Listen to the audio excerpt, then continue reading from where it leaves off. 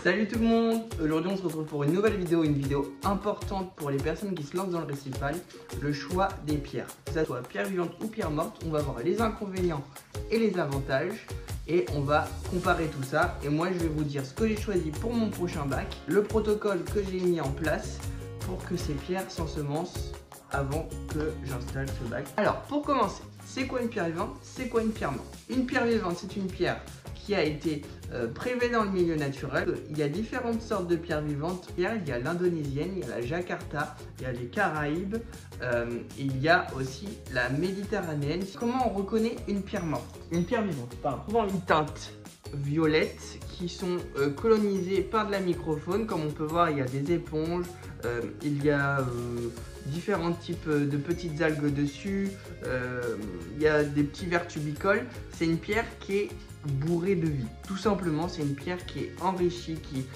qui a plein d'animaux dedans et c'est très important d'en prendre soin.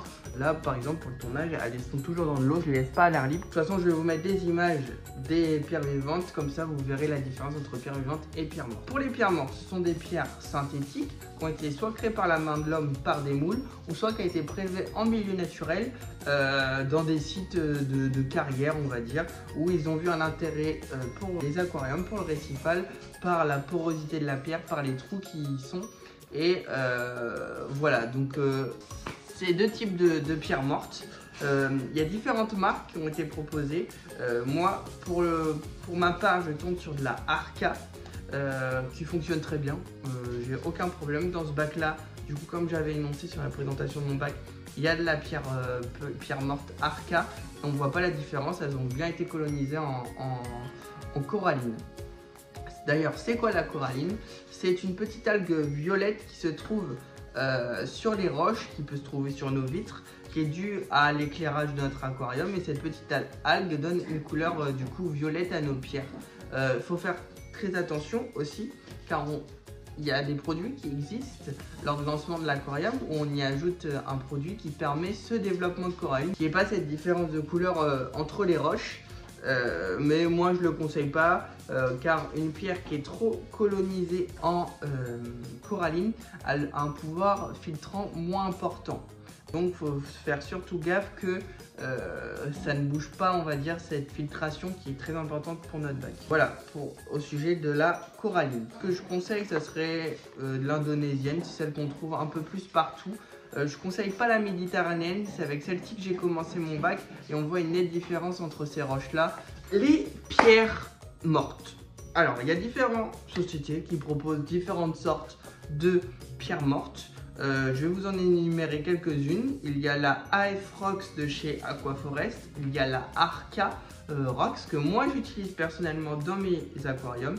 Il y a les pierres ensemencées que propose Récifatome. Après, il y a certainement différents autres sites qui proposent de la pierre ensemencée, mais moi j'ai que cette société-là en exemple. Elles sont plongées à 80 mètres de profondeur dans l'océan Atlantique pendant 2 mois.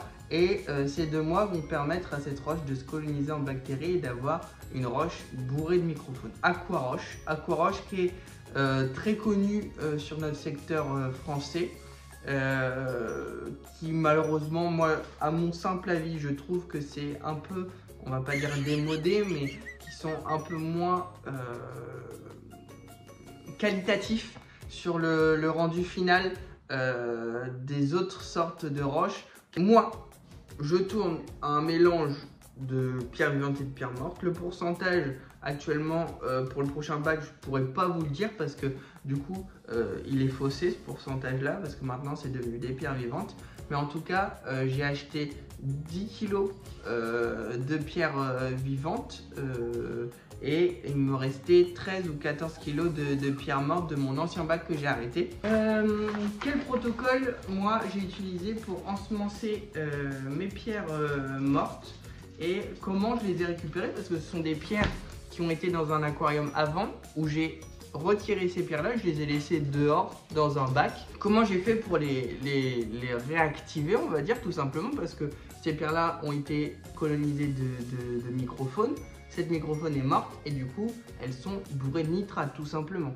Donc moi j'ai procédé avec la technique de monsieur Récif Captif vous pouvez la trouver sur internet, je vais vous l'afficher juste ici, où j'ai pris ces roches-là, j'ai fait un bain d'acide chlorhydrique pendant 24 heures sur ces roches-là. Une fois que ce bain est passé, je les ai un petit peu frottés. Et après ces 24 heures-là, normalement, on prend de l'eau oxygénée et on remet 24 heures avec un pourcentage d'eau oxygénée dans de l'eau osmosée. Moi, j'avais pas cette eau oxygénée à disposition, donc elles sont restées longtemps dans de l'eau osmosée, au moins 2-3 semaines. Et à la fin de ça, à la fin de ces 24 heures de eau oxygénée, je les ai refait tremper dans de l'eau osmosée. Pendant 24 à 48 heures, j'ai fait différents changements de l'eau. Et après, j'ai fait un test de silicates. Ce qui est important à vérifier, c'est les silicates parce que c'est nocif pour votre bac marin. Et à la fin du coup de ce test, parce que j'ai fait test silicate, nitrate et phosphate. Et les roches, elles étaient 0 partout, donc ça marche très bien. Après, il y a un autre protocole qui est sur le site de chez Recifatome, où je vais vous l'afficher aussi juste ici. Comme ça, vous pouvez prendre ces deux protocoles, vous comparez la différence et vous faites celui que vous voulez tout simplement. En tout cas, quand vous arrêtez un aquarium par X ou par X raison et que vous voulez recommencer un bac, gardez surtout vos pierres, c'est important de les garder car on peut les réactiver tout simplement. Donc voilà moi le protocole que j'ai fait.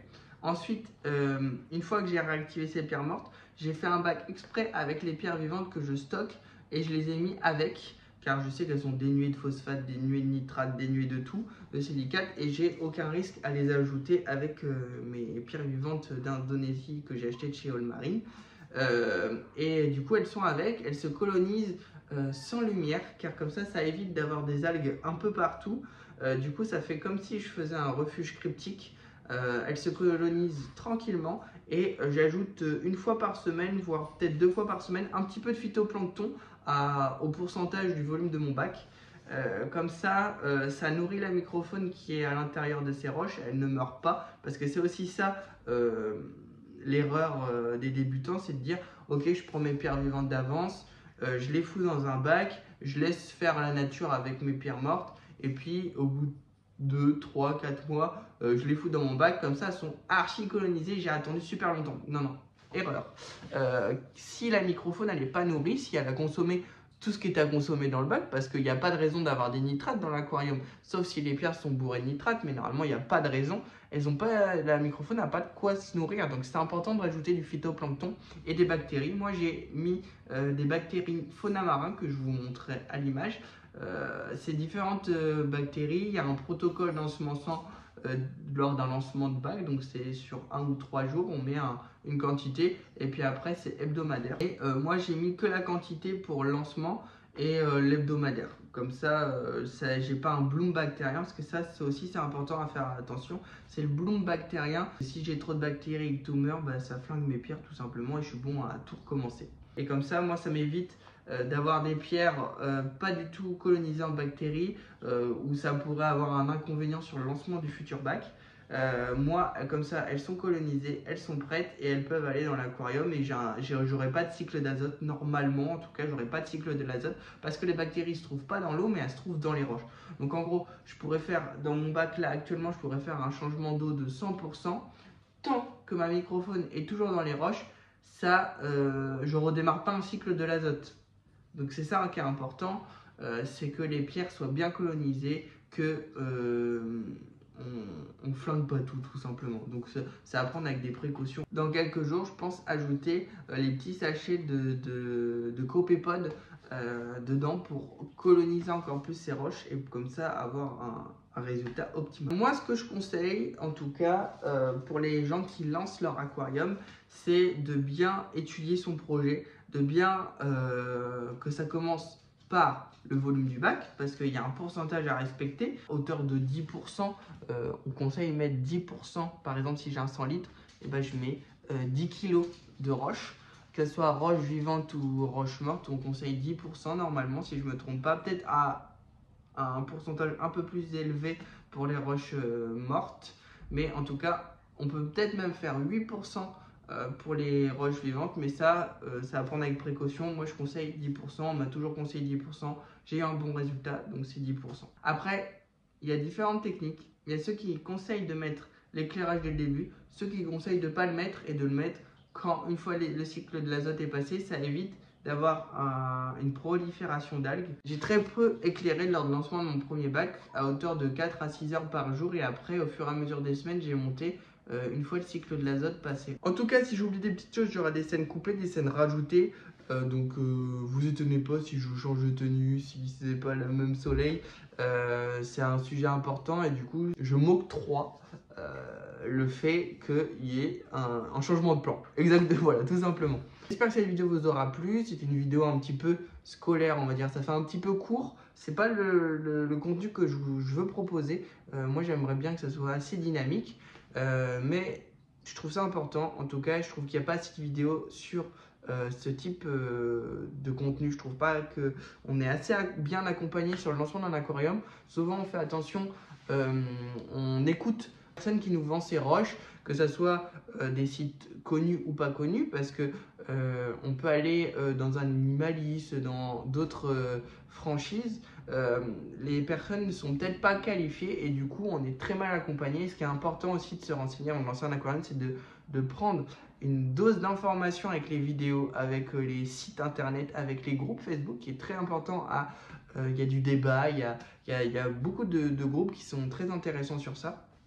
Donc aux débutants qui m'écoutent, renseignez-vous avant de lancer votre aquarium, parce que tout le monde va en poisson clown mais personne ne sait comment le maintenir, et c'est très important de se renseigner avant tout ça. Tout simplement, un poisson clown ou des coraux, ce sont des animaux, on y fait attention, c'est des êtres menacés, pas les poissons clowns parce qu'on a compris, mais les coraux c'est un milieu très sensible où il faut y faire attention, et tout simplement il faut se renseigner, il ne faut pas faire ça sur un coup de tête. C'est un budget, un aquarium marin, faut pas l'oublier, avec tout ce qui augmente avec l'inflation, c'est un budget. C'est une superbe passion, mais qui peut vite devenir déroutante, écœurante, si on n'est pas très bien renseigné, si le bac se crache. Le milieu récifal, c'est une superbe passion, donc il faut en prendre soin. C'est toujours agréable, en tout cas, de partager ces expériences. N'hésitez pas à mettre le petit j'aime, le petit commentaire. Ça, c'est sympa, ça fait toujours plaisir d'avoir vos retours sur les vidéos. Moi, ça m'aide à m'améliorer. Je sais que je dois acheter un micro. C'est en projet, c'est en cours. Malheureusement, si je suis la ligne directive de ma chaîne YouTube de proposer une vidéo par semaine, j'ai pas le micro tout de suite, donc je suis obligé de tourner cette vidéo. N'hésitez pas à partager cette vidéo, en tout cas sur les groupes Facebook par exemple, pour les débutants. Moi, ça me fait extrêmement plaisir. Et voilà, donc j'espère que cette vidéo vous a plu. Petit like, petit commentaire, et je vous dis à la prochaine. Ciao, c'était Ryan.